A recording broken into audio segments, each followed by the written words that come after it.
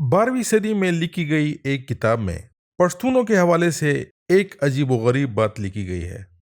یہ کتاب محمد بن محمود الطوسی نے 1160 میں عجائب المخلوقات کے نام سے لکھی۔ الطوسی لکھتا ہے کہ افغانوں یعنی پشتونوں کی حدود میں جاؤ کا ایک بہت بڑا جنگل ہے، جس میں 17 عرش موٹائی والا ایک بہت بڑا درخت ہے۔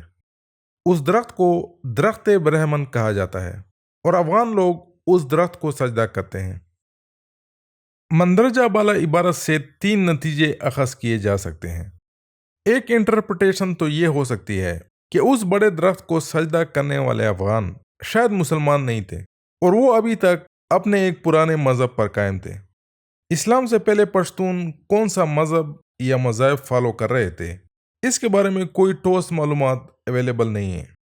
982 میں لکھی گئی کتاب حدود عالم سے ہمیں یہ اشارہ ملتا ہے کہ 10ویں صدی میں کچھ افغان نہ تو ہندو تھے اور نہ ہی مسلمان۔ اگر فرض کیا جائے کہ عجائب المخلوقات میں جن افغانوں کا ذکر آیا ہے وہ بدھ مت کے پیروکار تھے، تو غالباً وہ درخت بدھی کا درخت تھا، جس کو بدھ مت میں بہت اہمیت حاصل ہے۔ دوسری انٹرپریٹیشن یہ ہو سکتی ہے کہ یہ افغان مسلمان تو تھے لیکن ضعیف العقیدہ تھے اور کوئی مشرکانہ رسم ادا کر رہے تھے۔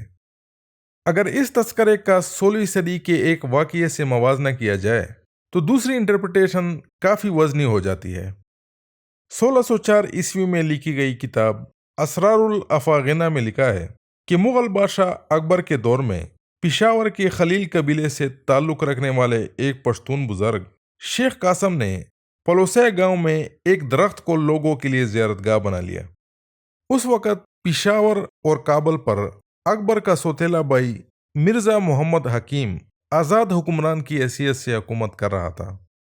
مرزا حکیم کے ایک امیر شادمان خان کے حکم سے اس درخت کو کاٹ دیا گیا، لیکن وہ درخت پھر اگ گیا اور لوگ مسلسل اس درخت کے پاس جاتے رہے اور اپنی مرادوں کے حصول کے لیے نذرانے گزارتے رہے۔ آخرکار شیخ قاسم کے ایک حریف سید عیسیٰ بلوٹی کے پیروکاروں نے اس درخت کو بے خو بنیاد سے اکاڑ دیا۔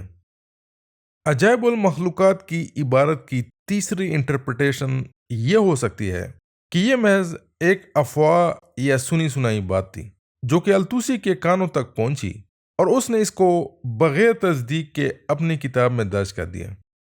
یاد رہے کہ الطوسی کی کتاب میں فرضی اور تصوراتی مخلوقات کی تفصیلات ہیں، جس کے بارے میں الطوسی کو یقین تھا کہ وہ واقعی میں وجود رکھتے ہیں۔